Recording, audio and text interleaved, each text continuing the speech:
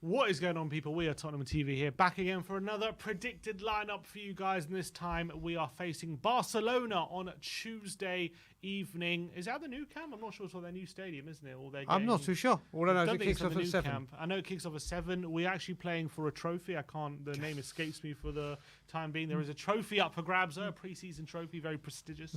So prestigious, I can't remember the name of it. Exactly. But I think Tottenham are going to go for a much changed lineup in this game, seeing as that we only played 24 hours ago. Yep. The Premier League is back on Sunday 2 p.m. away at Brentford, so Spurs are probably going to make a lot of changes. Not to say it's going to be all change, but let's get into our predicted lineup for this game on Tuesday.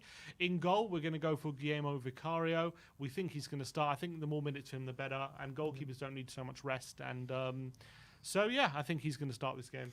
Yeah, for me, there's absolutely no point in putting Hugo Lloris in. If you were going to do it, it would have been yesterday, so he could say goodbye to the fans, get Big Vic as many minutes as he needed. Simple one for us.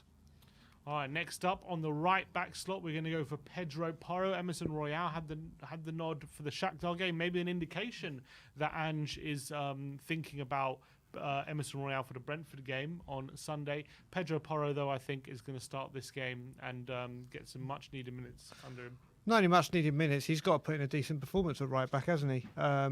If that's where Ange is seeing him competing with Emerson.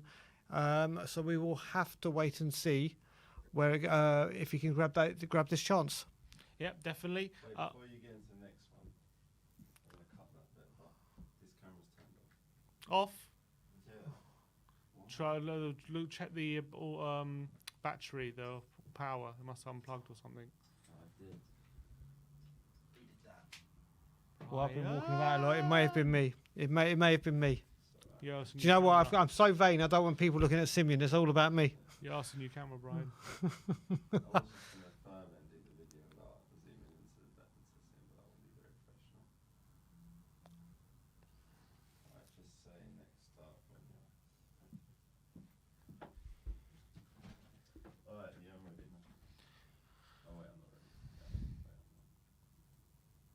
Yeah, no. Okay. Next up, talking about the right centre-back slot, we're going to go for Eric Dyer. Obviously, Romero and Ben Davies played the game against Shakhtar. We think Dyer played the second half against the City Sailors. The City Sailors? City Lions, weren't they? City Lions. Lions, City Sailors. There you go. There you go. We got there in the end. So we think Dyer's going to get a start here against Barcelona with Romero saving his legs for the Premier League. Yeah, that's all it's come down to. So people will probably go mad in the comments that we put Dyer there, but it is, I think, solely to get match fitness and minutes in legs, isn't it? Exactly. So we think there's going to be a lot of changes, and that leads to another change at the other centre-back slot, and that's Japhet Tanganga. Started the game against West Ham. I haven't seen him. We saw him in the second half against the Lions City Sailors. Didn't see him at all against Shakhtar, and we're thinking he's going to get the nod in this one because he's one of the only ones who's got a bit of pace, and I think Rodon and Sanchez are looking to get out the door. So if anyone's potentially going to stay, it's probably Japhet. Yeah. There's nothing more really to say on that. He is the one with a bit of pace and get some more minutes in his legs. Yeah, that'll be good. Last on the back line is Sergio Reguilon on the left back slot. We're going to put him there with Session being injured, Udogie impressing in our pre-season, so we're going to save him for the Premier League. And Reguilon going back to Spain, making an appearance there. And look, potentially playing for his future.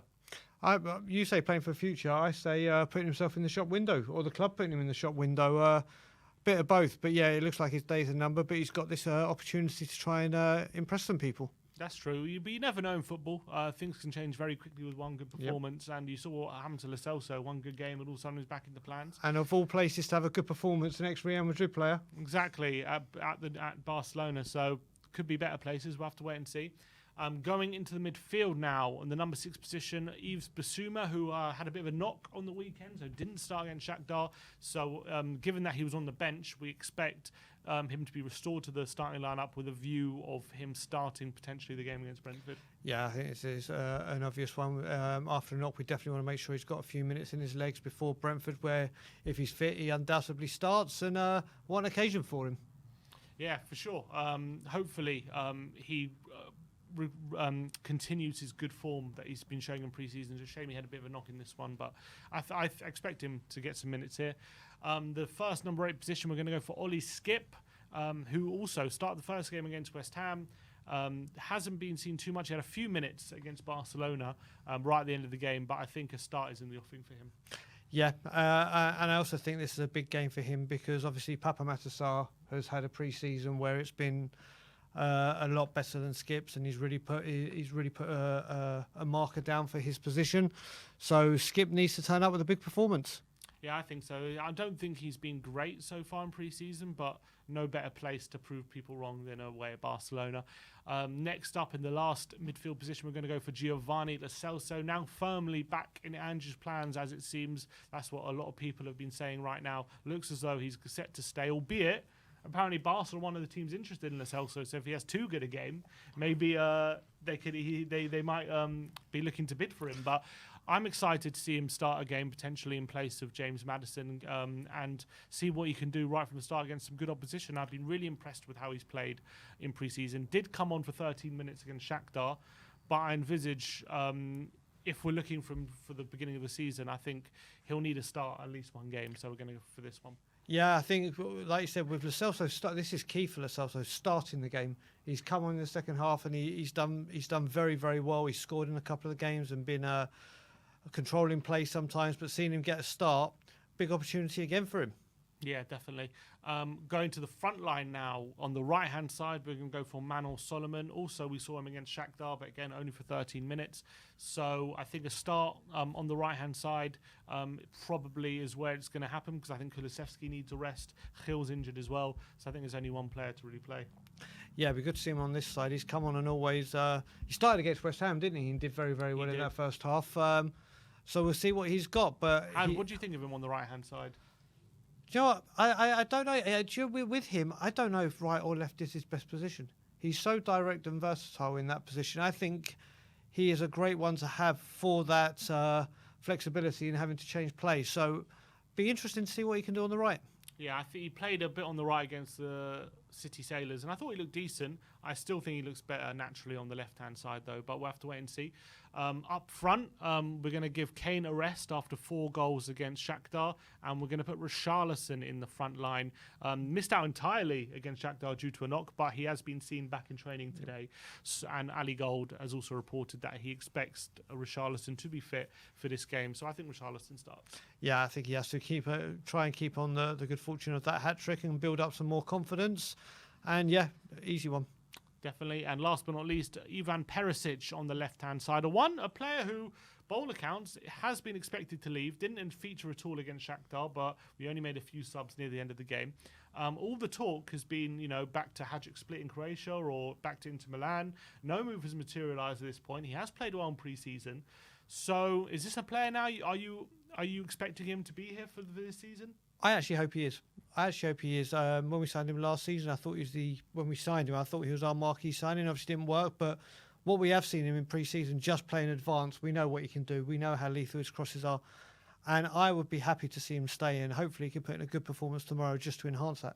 Yeah, definitely. So it's an interesting one when it comes to Perisic, because I think everyone was so kind of negative about his performances last season that they just expected and hoped that he would leave. But maybe his performances in pre-season have given people a different perspective of what he can offer. Definitely Ange next season. And maybe Ange just looked at it and think, look, I could use this guy. I don't need to sell him for a cheap fee. But let's run through the lineup one more time. Much changed lineup from the Shakhtar game with Vicario in goal, Porro, Dyer, Tanganga and Reguilon at the back. Basuma, Skip and Giovanni Lo Celso in the midfield with Solomon, Perisic and Richarlison. Depending obviously on what side kind of Barcelona are going to put out in this game as well. But what do you expect the scoreline to be if that's the lineup? Sure, I'm actually going to go for an interesting 2-2. A 2-2 draw. I'm going to go with a 3-2 Barcelona win. Okay, let's see who's I right. think Barca are probably going to take this one. I think it's more important about the fitness, Of course. and it's more important about just how we're performing as opposed to the result. Yep.